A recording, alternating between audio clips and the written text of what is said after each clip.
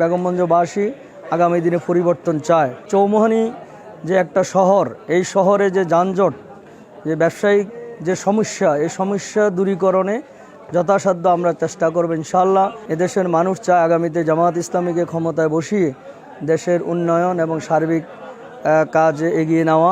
নোয়াখালীতে সেরা stake food সহ রুচিশীল সব খাবার উপভোগ করতে চলে আসুন চৌমুহনী মোর্শেদ আলম শপিং কমপ্লেক্সের ৫ম তলায় স্টেক ভ্যালিতে। দলগতভাবে আমাকে ইতিমধ্যে প্রার্থী হওয়ার বিষয়ে ঘোষণা দেওয়া হয়েছে।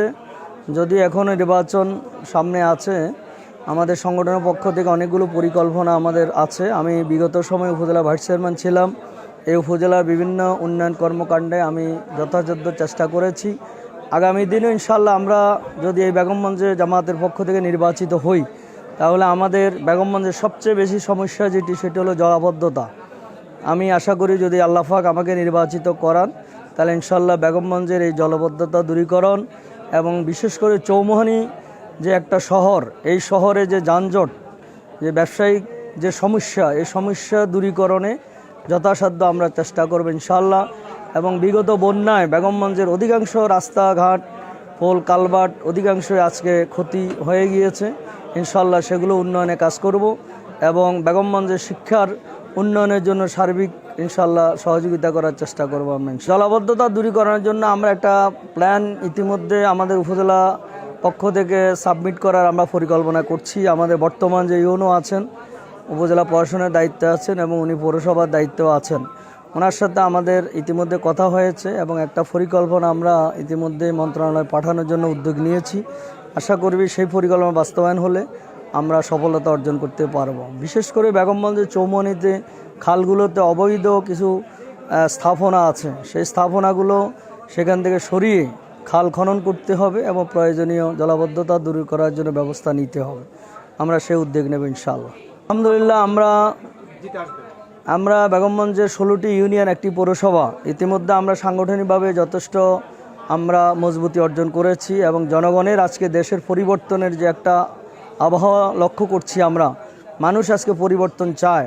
মানুষের একটা ধারণা হলো দীর্ঘ 53 বছরে এই বেগমগঞ্জে যে হারে উন্নয়ন অগ্রগতি হওয়ার কথা ছিল, সে হয় নাই। আগামী দিনে সারা বাংলাদেশেই জনগণের উদ্বেগ হচ্ছে, আকাঙ্ক্ষা হচ্ছে দেশে একটা পরিবর্তন। এদেশে সকল দল ইতিমধ্যে ক্ষমতা গ্রহণ করেছেন, শুধু জামাত ইসলামী বাকি আছেন। এদেশের মানুষ চায় আগামীতে জামাত ইসলামীকে ক্ষমতায় বসিয়ে দেশের উন্নয়ন এবং সার্বিক কাজে এগিয়ে নেওয়া। সেক্ষেত্রে বেগমগঞ্জ জনগণের আমি ইতিমধ্যে লক্ষ্য করেছি, বেগমগঞ্জবাসী আগামী দিনে পরিবর্তন চায়। সৎ এবং যোগ্য মানুষকে নির্বাচিত করার জনগণের টার্গেট রয়েছে। আশা করি যদি একটি সুষ্ঠু, অবাধ, নিরপেক্ষ নির্বাচন হয়, তাহলে জামাতের পক্ষ থেকে মনোনীত প্রার্থী ইনশাআল্লাহ বিজয় লাভ করবে বলে আমি আশা করি।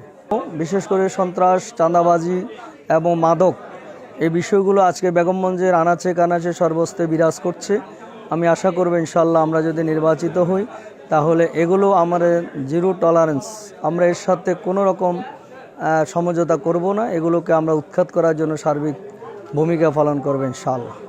বেগমগঞ্জবাসীর কাছে আমার আবেদন থাকবে, আগামী দিনে যাতে জামাত মনোনীত প্রার্থীকে যাতে বেগমগঞ্জবাসী নির্বাচিত করান।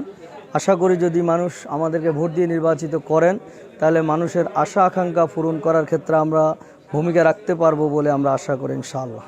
লক্ষ্মীপুর আইডিয়াল আলিম মাদ্রাসা জাগতিক ও নৈতিক ইসলামী শিক্ষার সমন্বয়ে আপনার সন্তানকে সৎ, যোগ্য, আলেমে দ্বীন ও দেশপ্রেমিক সুনাগরিক হিসেবে গড়ে তোলার অঙ্গীকার নিয়ে লক্ষ্মীপুর আইডিয়াল আলিম মাদ্রাসা আছে আপনার পাশে।